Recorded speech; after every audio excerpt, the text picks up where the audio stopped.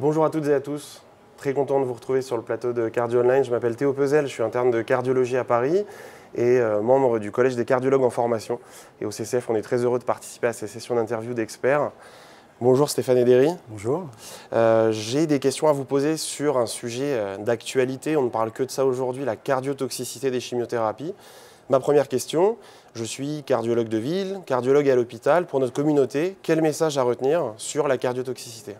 Alors, je crois que c'est un message assez général et que l'objectif véritablement de la cardio-oncologie, ce n'est pas uniquement faire des échographies cardiaques à la demande de l'oncologue pour dépister une cardiotoxicité, mais véritablement d'établir un dialogue entre l'oncologue et le cardiologue, et le plus généralement axé sur le dépistage de la cardiotoxicité, mais aussi sur la prise en charge des facteurs de risque cardiovasculaire, l'accompagnement de ces patients avant, pendant et après la chimiothérapie. Donc il faut vraiment migrer et changer un peu de paradigme, migrer de l'échographie cardiaque pour uniquement mesurer la fraction d'éjection du ventricule gauche vers une prise en charge plus globale qui serait plutôt une consultation de cardio-oncologie où les patients qui devraient bénéficier d'une chimiothérapie potentiellement cardiotoxique devraient être vus du point de vue clinique, examinés avec un électrocardiogramme. Et l'échographie cardiaque serait un des outils de la prise de décision pour une chimiothérapie d'emblée, une optimisation avant de débuter la chimiothérapie ou plus rarement une contre-indication à la chimiothérapie en fonction des éléments relevés par l'examen clinique, l'électrocardiogramme et l'échographie cardiaque bien sûr. Entendu. Alors, on nous parle aussi de deux types de cardiotoxicité différentes, avec des molécules différentes, des conséquences différentes sur les patients. Qu'est-ce que vous pouvez nous en dire ? Tout à fait, c'est une bonne manière en tout cas d'évaluer la cardiotoxicité, c'est de regrouper les cardiotoxicités en deux grands types, le type 1 et le type 2, qui s'opposent point par point parce que les molécules responsables de ces toxicités ne sont pas les mêmes et que le comportement de la cardiotoxicité n'est pas le même. Très schématiquement et très rapidement, la toxicité de type 1 est représentée par les anthracyclines et c'est plutôt une toxicité dose cumulée. À fur et à mesure que vous prescrivez aux anthracyclines et que la dose accumulée est importante, le risque de développer une cardiotoxicité est important et en général cette toxicité est irréversible à l'arrêt de la chimiothérapie et insensible au traitement médicamenteux. On verra qu'on peut nuancer un petit peu ce propos.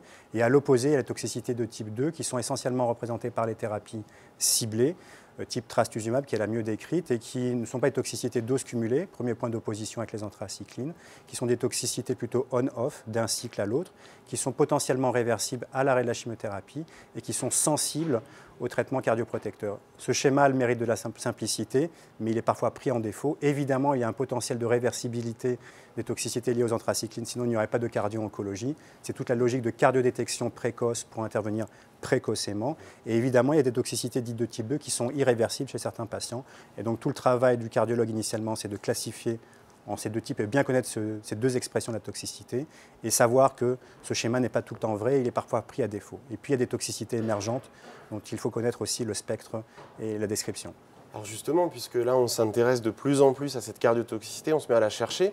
Et quelles sont les nouvelles molécules qu'en tant que jeune cardio, on doit avoir en tête comme possiblement cardiotoxiques pour nos patients ? Alors je pense qu'il y a vraiment deux grands types de toxicités émergentes qui sont plutôt rares mais qu'il faut connaître parce que vous y serez probablement confrontés dans votre pratique de tous les jours.